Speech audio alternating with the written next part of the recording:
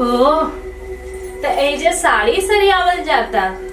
हाँ, 2-4 गो साड़ी रहे तो पड़ल तो सोचनी सरिया दी। हाँ हाँ, सीख ला। अब ऐसे भी पहनहू के सीख ला, जैसे कॉलेज में जात रहू ना पहन के बढ़िया से साड़ी पहने के सीख ला। काहे कि शादी ब्याह जब हो जाए तहार तो फिर तो साड़ियाँ ना पहने पड़ी मैडम जी के। शादी?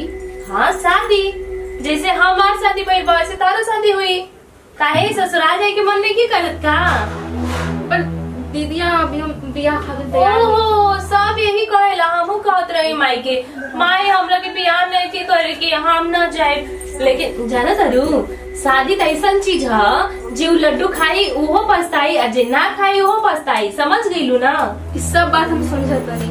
लड्डू तो फूटते होई मन में शादी के नाम से, और ढेर चोन्हा तारू। ऐसा कोनो बात नहीं कि दीदिया, हम चाहत नहीं कि 2-4 साल हमरा के छोड़ दो। अच्छा। पढ़ाई लिखाई कंप्लीट हो जाई तो हम खुद ही बोल दें बियाह अब तो खातिर। सब पढ़ाई तार कंप्लीट हो गई। जाना तारू, हम एगो लड़का के अपन दिमाग में सेट के ले बानी, बस एक बार बात हो जाए ओकर बाद माई के भी बता देम और फिर शादी पक्का हो जाये। तुम्हारी बात नहीं को समझत। हम सब समझतानी, सब ऐसी उदास होके बोले, समझ गई ना दीदी?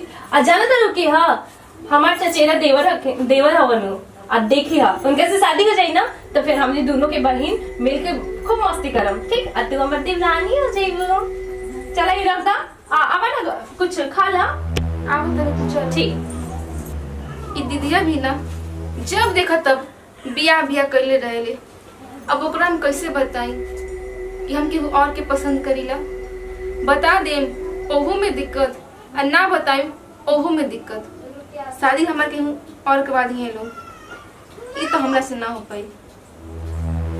बता देम ओहू में दिक्कत, और ना बतावत तनी ओहू में दिक्कत। ये लोग हमार शादी तो कहीं और करवा दिहन। अब कैसे बताई कि हमारे मन के मंदिर में केहू और के मूर्त बा? हम दूसरा से शादी तो ना कर सकीला। ये अब हमरा से ना हुई। अभी लेना आइलन, इनका तन को ना बुझाला। अब छोड़, आंख बंद करे की जरूरत नहीं थे। कहाँ रहला कब से? अरे वो रास्ता में वो आदमी भेटा के रहे मतलब दुनिया जहान सबके फिकर बा, हमार फिकर तन को नहीं थे। काहे नहीं की करता है? हमार फिकर रहित नु तो हम ये दिन ना देख पाती। काहे? तोरा मालूम नहीं थे कि हमार दीदी हमार बियाह तय कर देले बिया। तो का भइल कला?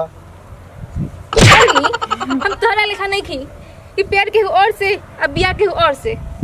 अरे पागल, मजाक करते हैं ना। ये मजाक उजाक हमरा ना बुझाला, हमरा इक्वल ठीक ना लगे।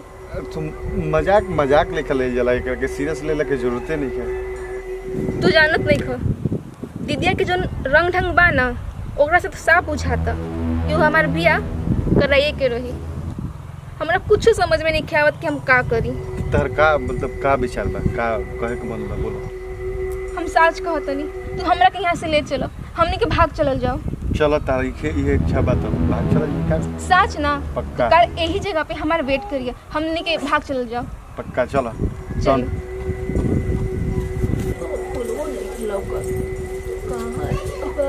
माई, हाँ हम अपन चाचिया साथ से बात कर ले बानी।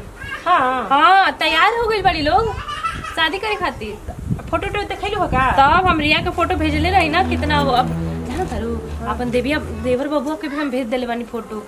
वो कहलन कि भाभी अब रहुए देख ली, बहुत शर्मिला बड़न और छोटे छोटे बात में शर्मा जाला। पसंद तो कर लेवा लोग पसंद तो घर में तो मतलब केहू ऐसा नहीं कि रिया के छट दी, हर केहू के रिया पसंद बैठे। चलो ठीक बा, ये हो जाला तो बहुत अच्छा रहेला। बस अब तैयारी कर शादी ब्याह के। अब अच्छा का केले बड़ी तू बड़ बहिन बाड़ू तो तोहरो करे के बा। अब तब बेची रहो। हाँ, अब चलो। रिया के शादी ब्याह हाँ। करिए के जाइम, साथ ही लेके जाइम ओकरा के। तब का तू नहीं खू तोहरे सब करे के बा। हम जब भूल जाम तो बतावो। अच्छा तो ई प्लानिंग चलता, तू कतनो खिचड़ी पका ले दीदिया, पर हम तो उहे राजा के रानी बनब जेकरा के हम पसंद करीला। तो लोग कोनो चाल हमरा पे कामयाब ना होखी। तू लोग प्लानिंग करत रह लोग, पर ई चिड़िया क्योंकि हाथ ना आई। हम तब भैया से उड़नी। अब कल से हमारी दुनिया तो और नहीं, खाली हम रहब ऊ रही है। यहाँ के कचकच पचपच कोई ना होई।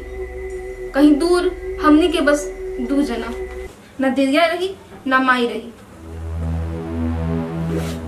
हम तब चलनी है जैसे। केहू नहीं खे, इहे मौका हम जल्दी से निकल जाता नहीं। छोटकी ये कहाँ जाती है अभी? अबे बैग लेके माई के बोली कहा? ना ना, माई के बोल दे तो वो बेकार के परेशान हो जाई और टेंशन लेवे लगी। अपना घर के तस्वीर में उठा लेगा तो पुराना आदत था, हम देखा था नहीं पहले। कितना लेट हो गई का हो? काहे इतना लेट कैलू आवे में? अरे का बताई, सबसे छुप छुपा के आईनी है। अब सुन लो, हम सब कुछ तोरा खातिर छोड़ के आई बानी। अब हमनी के शादी कर लिया जाओ। चलो चलो, हम तैयारी बनी, चलो। अब देरी नहीं करके। छोटकी दीदिया, एक तो का घर छोड़ के भाग के आ गेलू, तनिको ला शर्म नहीं खेता ना?